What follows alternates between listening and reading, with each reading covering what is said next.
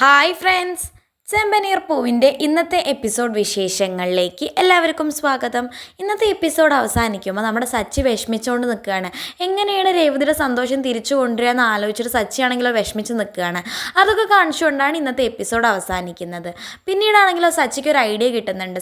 രേവതിക്ക് ഒരു സ്കൂട്ടർ വാങ്ങിക്കൊടുക്കുക, ആ സ്കൂട്ടറിൽ അവൾക്ക് പൂക്കൾ വിറ്റ് നടക്കാമല്ലോ എന്നൊക്കെ അവ ആലോചിച്ചിട്ട് എന്നിട്ട് രേവതിയെ വിളിക്കുന്നുണ്ട്.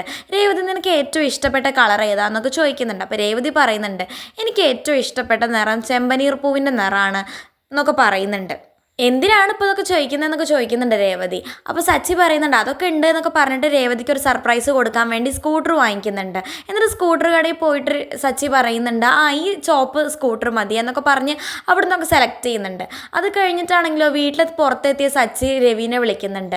അച്ഛാ, ഞാനിവിടെ പുറത്തുണ്ട്, എല്ലാവരെയും കൂട്ടി വന്നേ, ഒരു സർപ്രൈസ് ഉണ്ട് എന്നൊക്കെ പറയുന്നുണ്ട്. അപ്പോഴാണെങ്കിൽ എല്ലാവരും എന്താണെന്ന് വെച്ച് നോക്കാൻ വേണ്ടിയിട്ട് പുറത്തോട്ട് ഇറങ്ങുന്നുണ്ട്. അപ്പോഴാണ് രേവതിനെ വിളിച്ച് സച്ചി കാണിച്ചു കൊടുക്കുന്നത്. രേവതി, ഇത് ഞാൻ അധ്വാനിച്ച കാശ് കൊണ്ട് നിനക്ക് വാങ്ങിയതാണ്, ഇനി നിനക്ക് ആരുടെയും സഹായമില്ലാതെ ഇതിൽ തന്നെ പൂവിക്കാലോ എന്നൊക്കെ പറഞ്ഞ് സന്തോഷിപ്പിക്കുന്നുണ്ട് അവളെ. ഇതൊക്കെ കാണുമ്പോൾ ചന്ദ്രയ്ക്കാണെങ്കിലോ നല്ല ദേഷ്യം വരുന്നുണ്ട്. പക്ഷേ രേവതി ആണെങ്കിലോ സ്കൂട്ടർ കിട്ടിയ സന്തോഷത്തിൽ സച്ചിനെ പുറകിൽ വെച്ചിട്ട് സ്കൂട്ടർ കൊണ്ട് കറങ്ങാൻ പോകുന്നുണ്ട്. അതൊക്കെ കാണിച്ചുകൊണ്ടാണ് ഇന്നത്തെ പ്രൊമോ അവസാനിക്കുന്നത്. ഇതുപോലെയുള്ള ചെമ്പനീർ പൂ വിശേഷങ്ങൾ നിങ്ങൾക്ക് പെട്ടെന്ന് അറിയാൻ വേണ്ടി ചാനൽ സബ്സ്ക്രൈബ് ചെയ്യാൻ മറക്കരുത്.